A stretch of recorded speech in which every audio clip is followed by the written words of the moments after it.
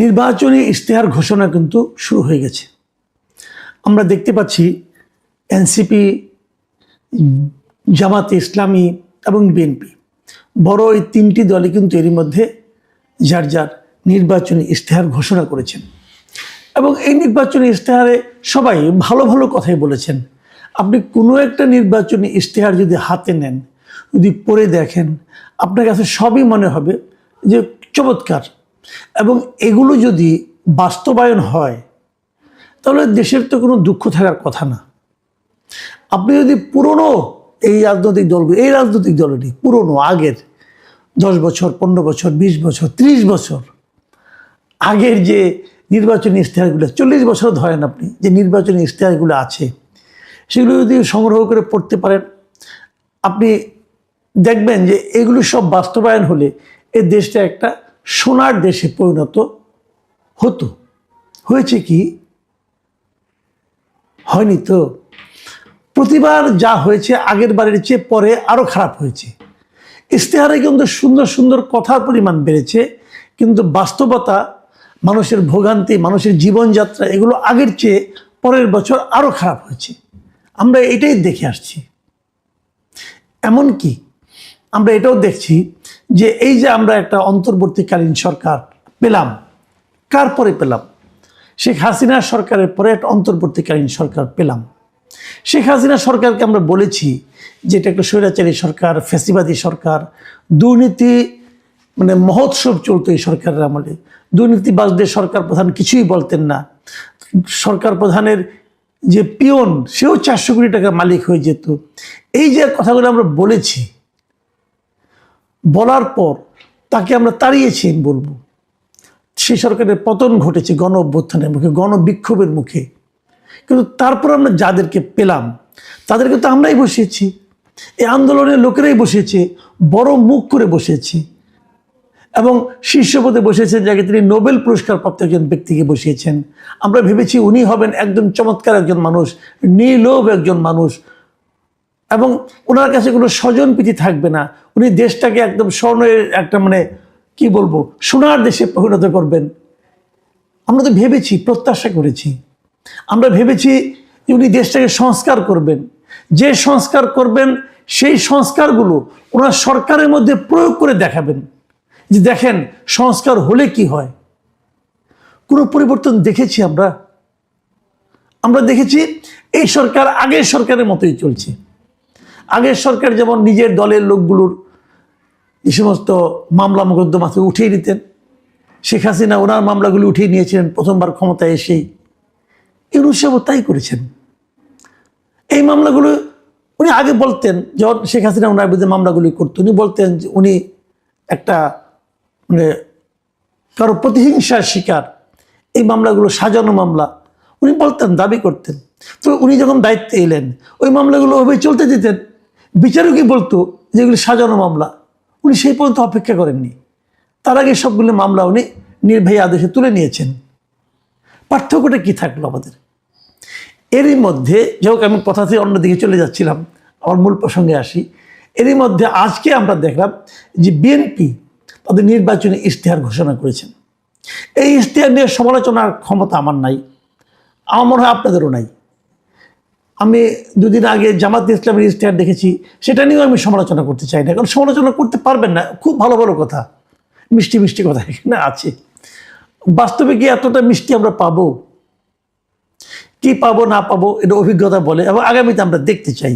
কাজেই যেগুলো সুন্দর সুন্দর কথা আছে এগুলো নিয়ে আর আলোচনা না যায়। অনেক ভালো ভালো কথা সেখানে আছে, আপনারা দেখে নেবেন, কালকে পত্রিকায় সব পাবেন।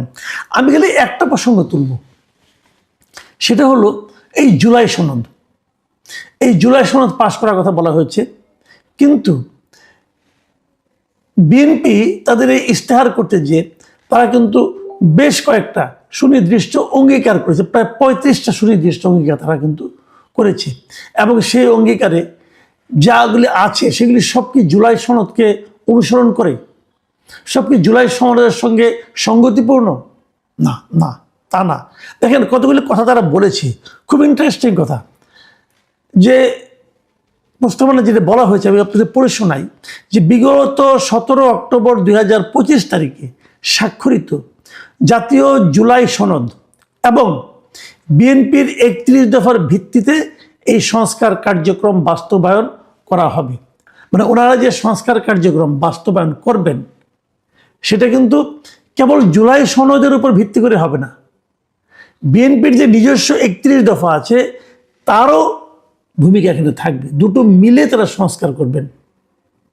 আমি কিন্তু সেই শুরু থেকে যখন এই জাতীয় ঐক্যমত্য কমিশন গঠন হচ্ছে, জুলাই সনদ আলোচনা হচ্ছে, তখন থেকে কিন্তু আমি বলে আসছিলাম, ভাই আপনারা জুলাই সনদ করছেন করেন, সমস্যা নাই। বিএনপি তো আপনাদেরও প্রায় 3 বছর আগের থেকে 31 দফা রাষ্ট্র সংস্কারের জন্য তারা 31 দফা দিয়েছিল, আরও 3 বছর আগের থেকে, এবং তারাও তো গবেষণা করে দিয়েছিল। তো তারা কেন তাদের ওই 31 দফাকে বাতিল করে দিয়ে এই কতিপয় এনজিও এবং ভাড়াটে বুদ্ধিজীবীদের তৈরিকৃত জুলাই সনদ বাস্তবায়ন করতে যাবে? কেন যাবে? আমি এটাও বলেছিলাম যে দুটোকে তারা নিয়ে একসঙ্গে, যদি বিএনপি ক্ষমতায় আসে তারা এই দুটোকে নিয়ে একসঙ্গে বসবে। এর মধ্যে জুলাই সনদের যে যে ধারাগুলো 31 দফার সঙ্গে মিলবে তারা সেগুলো অবশ্যই রাখবে, এবং যদি জুলাই সনদে কিছু তারা ভালো পায় সেগুলি হয়তো রাখতেও পারে, কিন্তু মূল ভিত্তিটা হবে 31 দফা। এবং আমি এক রাজনৈতিক দলের কার্যক্রম হিসাবে, আমি নিজে ব্যক্তিগতভাবে একজন নাগরিক হিসেবে আমি কিন্তু পলিটিক্যাল পার্টির এই যে কার্যক্রম এটাকে সমর্থন করি। কারণ তারা তো সারা দেশের মানুষের কাছ থেকে ম্যান্ডেট নিয়ে আসবে, সারা দেশের মানুষ তাদেরকে ক্ষমতা দেবে এটা করার জন্য। তো তারা এই ক্ষমতা পেয়ে কেন আলী রিয়াজের সংস্কার করা কার্যক্রম বাস্তবায়ন করতে যাবে? কেন যাবে? আলী রিয়াজ কারো ম্যান্ডেট নিয়ে আসছে? আলী রিয়াজ তো ভাই আমেরিকান নাগরিক, একজন আমেরিকান নাগরিকের তৈরি করে দেওয়া সেই জিনিসটা হুবহু তোতা পাখির মতো আগামী সরকার কেন মানবে? যদি বিএনপি যায়, বিএনপি আসতে তাদের ইশতেহারে কিন্তু কতগুলি বিষয় বলেছে, যেমন সংবিধানে কিন্তু জুলাই সনদে যা নাই তাও তারা স্থাপন করবে। যেমন বলেছে তারা সংবিধানে সর্বশক্তিমান আল্লাহর প্রতি পূর্ণ আস্থা ও বিশ্বাস, এটাকে তারা পুনঃস্থাপন করবে। এটা কিন্তু জুলাই সনদে নাই। এটা বিএনপি যদি ক্ষমতায় যায় তারা সংবিধান সংস্কার করে এটাকে পুনঃস্থাপন তারা করতে চাইবে। আরও দেখেন, আরও কতগুলি বিষয় আছে, যেমন ধরা যাক এই যে 31 দফা প্রস্তাব, তারা নিজেরা কিন্তু বলেছে যে একটা পদ তারা নতুন বানাবে, যেটা জুলাই সনদে নাই। সেটা কি? তারা একটা উপরাষ্ট্রপতি পদ বানাবে, রাষ্ট্রপতির সঙ্গে একজন আপনার উপরাষ্ট্রপতি থাকবে। তো এইটা কিন্তু জুলাই সনদে নাই, তারা সনদের বাইরে যেও তারা এটা করবে। আবার ধরুন জুলাই সনদে বলা হয়েছে যে যিনি প্রধানমন্ত্রী হবেন তিনি একই সঙ্গে দলীয় প্রধানের পদে থাকতে পারবেন না। আজকে বিএনপি জানিয়েছে যিনি প্রধানমন্ত্রী হবেন তিনি দলীয় প্রধান পদেও থাকতে পারবেন। আবার আরেকটা জায়গায় বলি, আপনারা যেমন ধরেন আপনার উচ্চকক্ষ, যেটা নিয়ে সবচেয়ে বেশি আলোচনা হচ্ছিল, উচ্চকক্ষে কিন্তু ওখানে বলা হয়েছিল, এবং একটা উচ্চকক্ষ হবে যেটা আমাদের এখানে কখনোই আগে ছিল না, নতুন একটা উচ্চকক্ষ তারা তৈরি করবে, এবং উচ্চকক্ষে 100 সদস্য থাকবে। এই 100 সদস্য নির্বাচিত হবে কিভাবে? তাদেরকে নির্বাচিত করা হবে যে রাজনৈতিক দলগুলো নির্বাচন করবে। কিভাবে করবে? তারা সারা দেশে যত শতাংশ ভোট পেয়েছে, মোট ভোটের যে ভোট, প্রদত্ত ভোট যেটা, সেই ভোটে তারা যত শতাংশ পেয়েছে ঠিক তত শতাংশ, ততজন তারা সদস্য এখানে মনোনীত করবে, এবং এই মনোনীত সদস্যরাই উচ্চকক্ষের মেম্বার হবে। তারপর উচ্চকক্ষের কার্যক্রম নিয়ে নানা রকম কথাবার্তা আছে, সে আলোচনা যাচ্ছি না। বিএনপির প্রস্তাব কি ছিল? বিএনপি তখনই বলেছিল যে আমরা সারা দেশের যে প্রাপ্ত ভোটের আনুপাতিক হারে আমরা উচ্চকক্ষ মনোনয়ন দিতে চাই না। আমরা বলতে চাই যে নিম্নকক্ষে যে দল যত আসন পাবে তার আনুপাতিক হারে উচ্চকক্ষ হবে।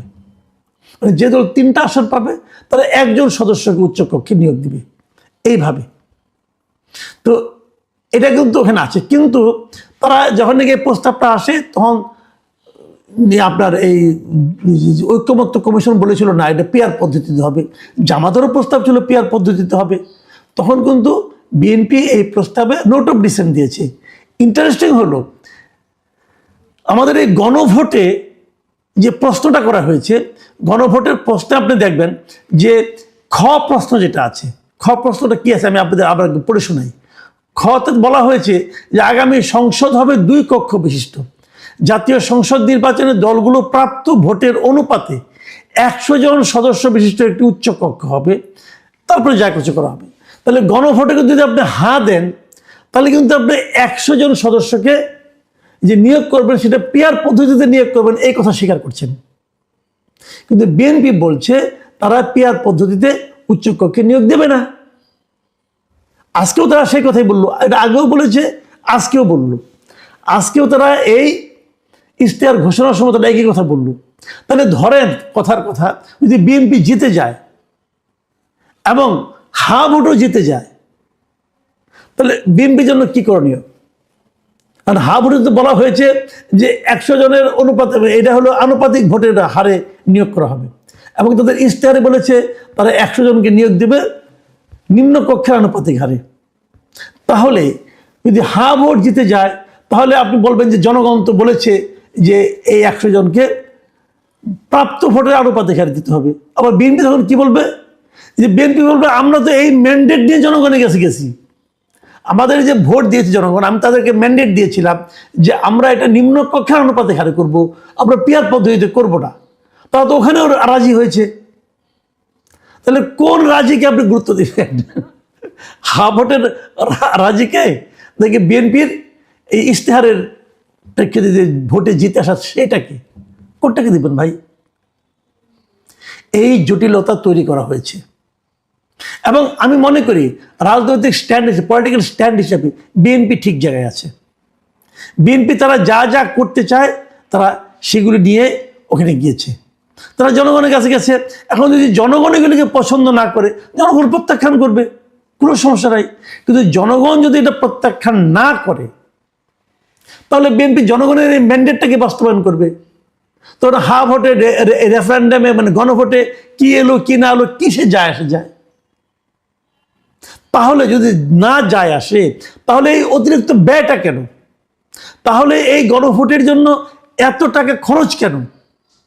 তাহলে এই গণভোটের জন্য হার পক্ষে প্রচার করতে যে দেশের সমস্ত সরকারি কর্মকর্তা কর্মচারীকে দণ্ডনীয় অপরাধের মধ্যে ঢুকিয়ে দেওয়া কেন? যে কাজটা ডক্টর আলী রিয়াজ করেছেন, সকলকে একটা দণ্ডনীয় অপরাধের মধ্যে ঢুকিয়ে দিই। কারণ আইনে আছে সরকারি কোনো কর্মকর্তা কর্মচারী তারা কোনো নির্বাচনের কোনো পক্ষে প্রচারণা চালাতে পারবেন না। কিন্তু উনি গণভোটে হার পক্ষে সবাইকে প্রচারণা চালাতে বাধ্য করেছেন। কেন? এই সমস্ত প্রশ্নের জবাব আমরা আশা করব যে যারা নির্বাচিত হয়ে ক্ষমতায় আসবেন তারা স্মরণে রাখবেন যে তারা কি জবাব দেবেন। যদি বিএনপি নির্বাচিত হয়ে আসেন, আমি বিএনপি নেতৃবৃন্দকে বলবো, রিকোয়েস্ট করব, এই আলী রিয়াজ সহ যারা যারা দণ্ডনীয় অপরাধ করেছে, প্রত্যেকটা ডিসি তারা দণ্ডনীয় অপরাধ করেছে, তারা আরপিও দেখে নাই, আরপিওতে কি লেখা আছে। তারপরে তো নির্বাচন কমিশন নিজেও বলেছে করতে পারবেন না। এই লোকগুলো তো রিটার্নিং অফিসার হবে, এই লোকগুলি তো নির্বাচনটাকে পরিচালনা করবে, তারা তো নির্বাচন পরিচালনার অযোগ্য। কারণ আরপিওতে সুস্পষ্টভাবে লেখা থাকা সত্ত্বেও তারা হা ভোটের পক্ষে প্রচারণা চালিয়েছে। এই অযোগ্য লোক দিয়ে নির্বাচন পরিচালনা করানো হচ্ছে। আমি আশা করবো এদের তালিকা যেন বিএনপি করে রাখে, এবং নির্বাচিত হওয়ার পর এদের প্রত্যেককে বিচারের সম্মুখীন করতে হবে। আপনি একটা মানে অন্যায় আবদারের জন্য আপনার নিজস্ব দায়িত্বকে ভুলে যাবেন এবং সেটাকে আপনি অন্যায়ভাবে করবেন, দণ্ডনীয় অপরাধ করে যাবেন, আর আপনাকে কেউ কিছু বলবে না। যদি এটা হয়, এটা যদি উদাহরণ হিসেবে তৈরি করা হয়, তাহলে এই দেশে নিয়মকানুন বলতে আর কিছু থাকবে না।